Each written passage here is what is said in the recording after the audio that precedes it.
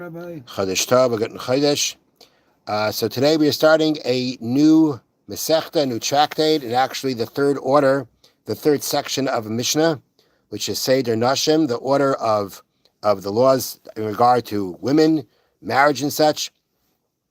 And as I mentioned yesterday, Mitzvah Hashem, Saturday night, we will complete Masechta Chagiga at the Siyam and complete the second section of Mishnah, Seder Moed, the section that deals with the holiday, Shabbos and the holidays, and that Siyam will be live streamed. You'll be able to participate online.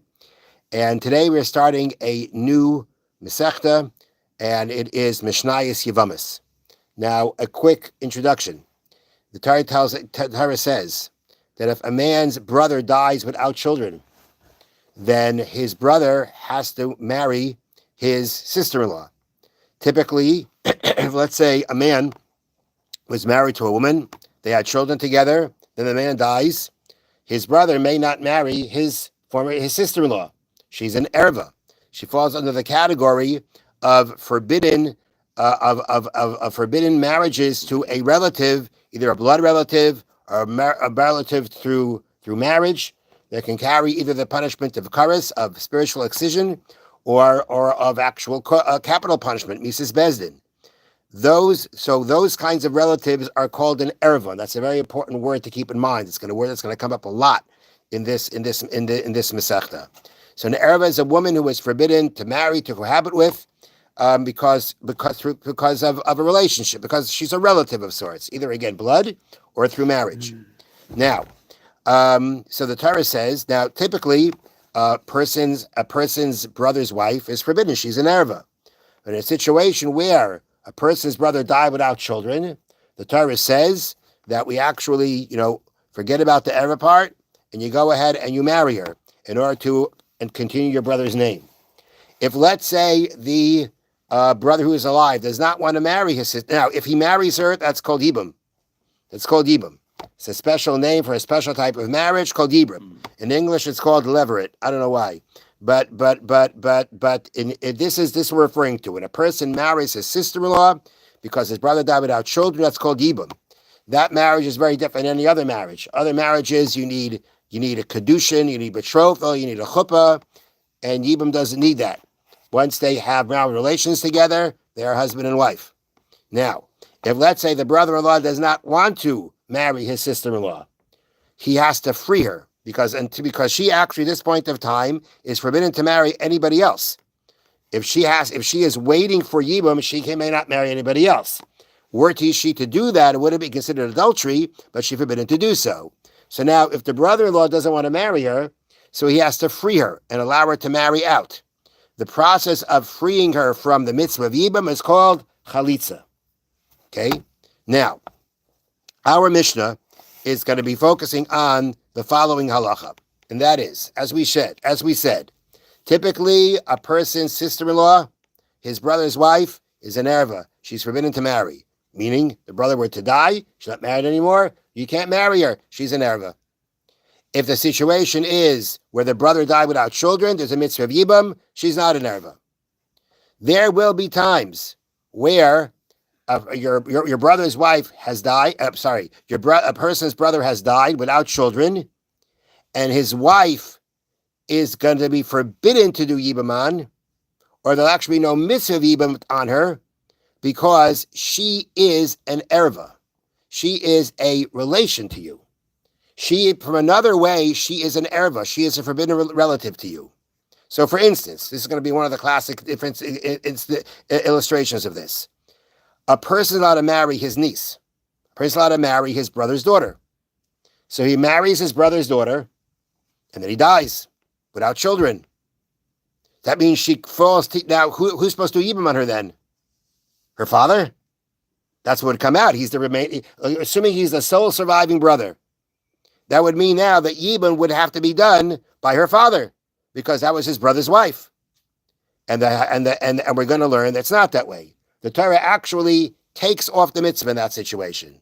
In that situation where she is an erva, where she's anyway a forbidden relative to you, the mitzvah of yibum does not apply. she says she remains your brother's wife, who is an erva to you. And in that situation, not only is there no yibam, you don't need chalitza. The whole mitzvah is not relevant in this case. And this kind of situation can manifest itself in a number of situations where your sister-in-law is also an erva to you, which is what the Mishnah is going to elaborate on. But this is the background, and then there's one more point that we need to know, and that is the following: that if let's say your brother, the person's brother, the brother who died, that brother who died had two wives.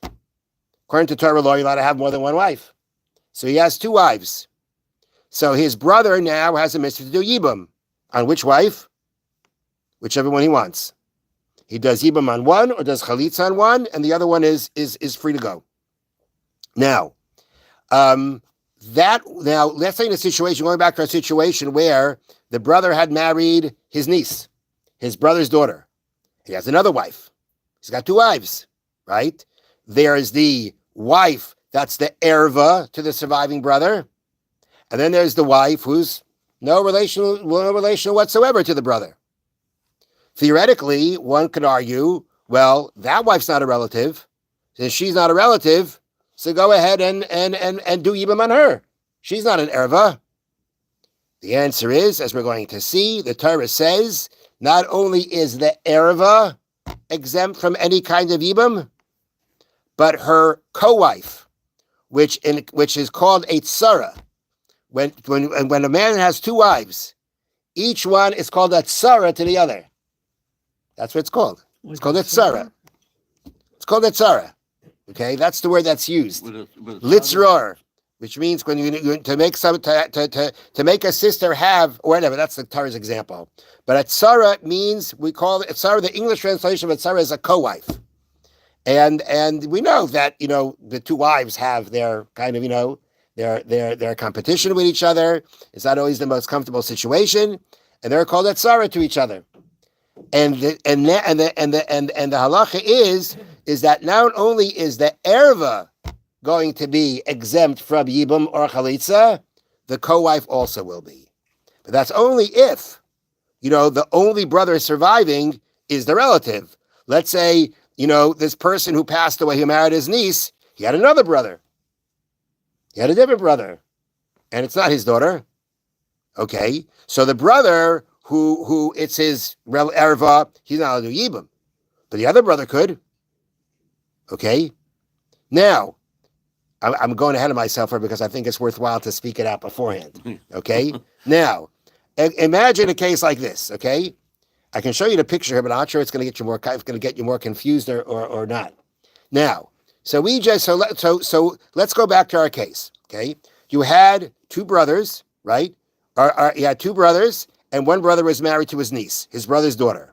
Okay, so he said before, if the brother dies without children, his daughter will be exempt from yibum from the surviving brother, and her co-wife will be exempt from yibum from the surviving brother. If there is another brother, right? There's a second brother who is not related to the erva.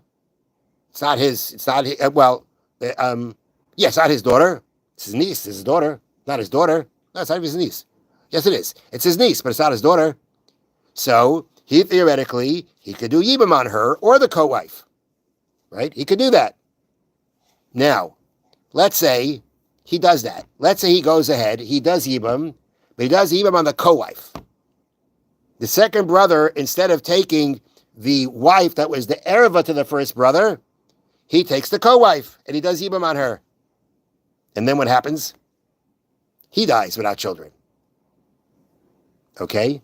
So the woman he did yibum on, now, when this third brother who did yibum on the co-wife of the erva, he's got another wife. He also has two wives. Okay? So it comes out that you have he married the tzara, the co-wife of the erva, right? And then when he did yibum on the co-wife, and he had another wife, she became the co-wife of the erva, right? Right. Okay? She became the co-wife of the Erva.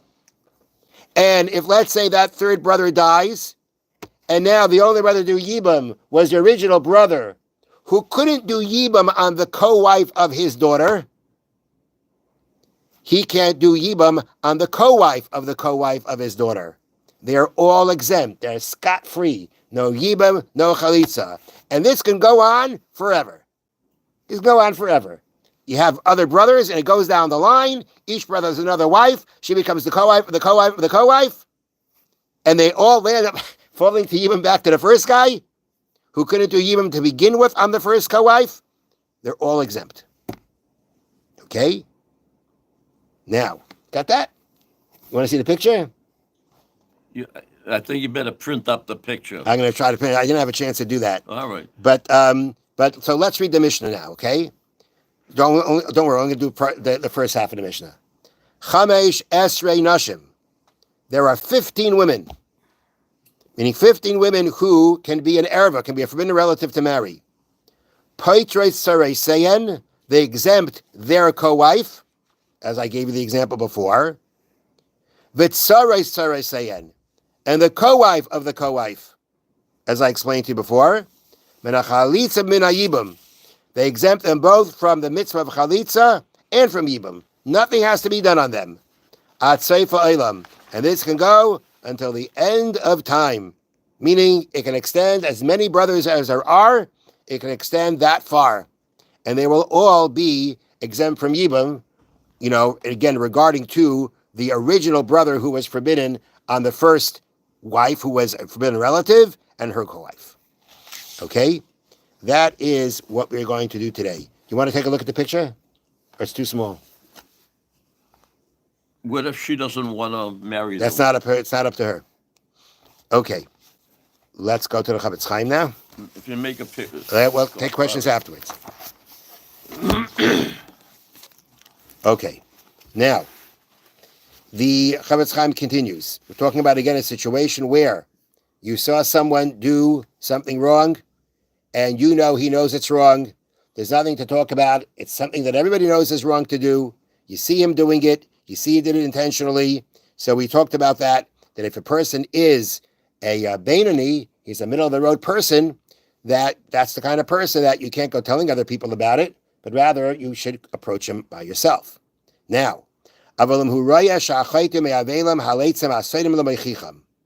let's say this person who's doing this, who did the sin, he's far from a tzaddik. Or let's put it this way, he's described as a person who will not take any rebuke. He couldn't care less what somebody tells him. You tell the person, how can you, even if you go over privately, quietly, respectfully, and you say to him, how can you do this? He's going to brush you off. He couldn't care less. And if you try to rebuke him, he's not going to listen to you. Such people is easy for them to repeat their what they did wrong. And therefore, it's possible he's going to repeat. In that situation, you should go to the judges of the city, so that they will get involved and they will hold and make sure that he does not repeat his sin. Meaning, to go out and just tell everybody about it, no. But to tell people who can do something about it, that you could. And you can go over, and you can go, and I'm assuming that you're going to a bezdin means you have another witness with you. That you're not doing it just on your own. But again, the point would be that if you could, a person, if you rebuke him, he couldn't care less. Chances are, therefore, he's going to repeat. And you need to stop him from repeating. You can go to the people who have the power to do something. Now, I was talking about a period of time where a bezdin really had the power to do something about it. They called you in and you came, and they told you about something and you took it serious because they even had the power to punish you if you didn't listen. That's what the Chofetz Chaim is talking about. Nowadays, we don't have that. The Nira, but then he says, let's say you want to go into the person's relative. You want to go into a close relative of his. And that relative, you figure, can influence him.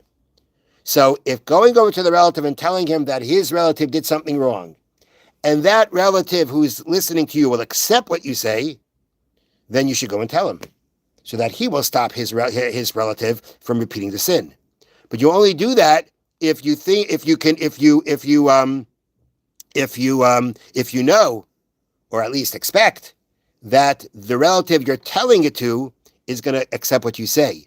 If you know he's just going to brush it off too, he's not going to accept it and not do anything about it, there's no point of telling it to him.